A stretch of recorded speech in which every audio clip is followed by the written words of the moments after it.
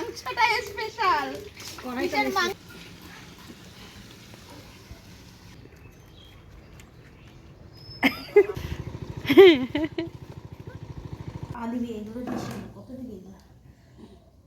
নমস্কার সবাইকে, কেমন আছেন সবাই? তুষার মুক্তি চ্যানেলে সকলকে স্বাগতম। আজকে আমি চলে এসেছি দিদির বাড়িতে। তো আজকে হলো ছোট করে পিকনিক বলো বা মাটির উনুনে রান্না করা, সেই মজাই আজকে তোমাদেরকে দেখাবো কি করে রান্নাটা করলাম। তো দিদি এই আগের থেকে বলেছিল তুই এলে আজকে আমরা স্পেশাল একটা মাংস খাওয়া হবে। তো সেটা সবার বাড়িই খাওয়া হয় কম বেশি, কেউ প্রকাশ করে কেউ করে না। এটা হলো পোলট্রির মুরগির শাট, সেই শাট রান্না করা হবে। সেটার মধ্যে পাকস্থলী, মুরগির পা, মাথা, গলা এগুলোই খাওয়া হবে। তো কি করে রান্না করছি সেইগুলোই তোমাদেরকে আজকে দেখাবো। প্রথমে আমি সোমবারা দিয়ে নিলাম, আর মাটির উনুনে যেহেতু রান্না, ঘুষি দিয়ে বলো খড়ি দিয়ে বলো, সেইগুলো আমি দিয়ে দিলাম উনুনের মধ্যে। তারপরে কড়াই বসিয়ে আলু ভেজে নিয়েছি, তারপরে মশলা দিয়ে কিছুক্ষণ কষাতে হবে। এখন আমি মশলাগুলোকে ভেজে নিলাম সুন্দর করে। ভাজতে ভাজতে এর মধ্যে দিব টমেটো আর হলুদ লবণ, কিছুক্ষণ দিয়ে নাড়াচাড়া করতে হবে। তো খুব সুন্দর আখাতেও জাল উঠেছে, দেখো খুব সুন্দর। আর কড়াইটাও স্পেশাল কড়াই, দেখে খুব ভালোই লাগবে। আর এই টমেটো দিয়ে দিলাম, হলুদ লবণও দিয়ে দিয়েছি। এখন কিছুক্ষণ নাড়াচাড়া দিয়ে এর মধ্যেই মাংসটা আমি ছেড়ে দিব। ছাড়ার পরে আমরা মাংসটা রেডি করে নিব। আর একটা মজার জিনিস হলো, আমার এক পাশের বাড়ির নাতনি আছে, মানে দিদিদের পাশের বাড়ি, সেও আসবে, ছোট্ট একজন মানুষ। সে খুব মাংস খেতে পছন্দ করে আর ঝাল খুব পছন্দ করে। তার খাওয়াটাই আজকে তোমাদের সঙ্গে শেয়ার করব একটুখানি। তো আমি এখানে মাংস কষানো শুরু করে দিয়েছি, আলুও ছেড়ে দিলাম। এখন হলো এটাকে একটু ঢেকে দিব, তাহলে ভালো সিদ্ধ হবে। আর একটু খড়িতে মানে উনুনে ঝাল দিয়ে দিই। অনেক দিন পর রান্না করছি উনুনে, অভিজ্ঞতা নেই, কবে করেছি ঠিক নেই, আমার এখনও মনে পড়ছে না। তো দেখো দিদির বাড়িতে আমি মাঝে মধ্যেই যাই। আর এখানে আমি রান্না করার পরে একটু কষ্ট হয়ে যাচ্ছিলো বলে দিদির মেয়েকে বললাম তুই এবার নাড়াচাড়া কর, আমি একটু ভিডিও করি।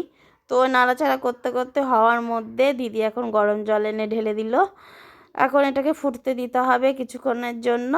তো যেই মানুষটার জন্য এত বড় গল্প করলাম, সেই মানুষটাও চলে এসেছে, আমাদের দিদি ভাই।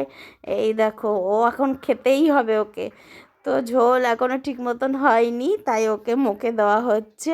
আর ওর ভীষণ ঝাল লেগে যাবে, সেই ঝালের জন্য পাগল হয়ে যাবে। দেখো এখন কি করবে। তো ওর এই আজকের পিকনিকের সেরা মজাটা আমাদের সঙ্গে আজকে শেয়ার হলো, মানে তোমাদের সঙ্গে শেয়ার করলাম। তোর মাকে যে বলছে জল দাও জল দাও, তো জল আর খুঁজে পাওয়া যাচ্ছে না, কোথায় জল। ওর বোতলে জল খাবে, এই বোতলে জল খাবে না, এখন জল খুঁজতে ঘরের মধ্যে দৌড়ালো, এতটাই ঝাল লেগে গেছে। তো ওকে জল দেওয়া হলো। আর আজকে আমাদের সত্যিই খুব মজা করেছি, খুব মজা। দিদির বাড়িতে মাটির উনুনে রান্না, আর মানুষের বাড়ির থেকে কলা গাছ, মানে কলা পাতা কেটে এনে সেখানে সেই পাতা ধুয়ে খাওয়া, মানে সত্যি একটা অন্যরকম মজা। না বলে কলা পাতাও আমরা কাটতে চলে গেছি, সব কিছু আমি এক এক করে দেখাবো। আর এই দেখো দিদিভাই এখন মেটে খাচ্ছে, আর আমার মাংস কষানো বলো রান্না বলো সব হয়ে এসছে।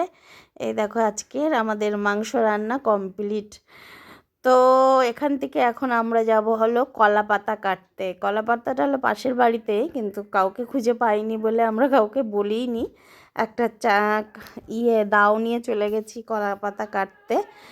তো এই দেখো দাওটা নিয়ে, অনেক কলার গাছ আছে, কিন্তু মালিক খুঁজে পাচ্ছিলাম না বলে নিজেরাই কাটতে শুরু করে দিয়েছি, দিদির মেয়ে আর আমি। তো এখানে আমি একটা কাটবো, আর ও বললো মাসি আর একটা ওইদিকে আছে। তো আমি তো খুব বড় মানুষ, হাতে পাই না, তাই ওই কেটে দিচ্ছিল পরেরগুলো। তো সত্যি আজকের দিনটা খুব মজা করেছি, খুব আনন্দ। আর তুষার স্কুলে যেহেতু খেলা হয়েছিল, ও আসতে একটু লেট করেছে।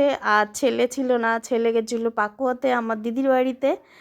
আর আমার একা একা দিন কাটছিল না বলে আমি চলে এসেছিলাম ছোটদির বাড়িতে নারায়ণপুরে। আর ছর্দির বড় মেয়েও অনেক দিন পরে, মানে যে কলাপাতা কাটছে সে হলো আমার দিদির বড় মেয়ে বৃষ্টি। সে অনেক দিন পরে ব্যাঙ্গালোর থেকে আজকে এসছে মালদাতে, তো তার জন্যই আমি ছুটে গেছি, যে অনেক দিন দেখা হয় না, ভাগ্নি বলে কথা। তো না থাকলে আমাদের সত্যি দিন যায় না, এত ভালো লাগে, মানে ভালোবাসি তাকে, বৃষ্টিকে।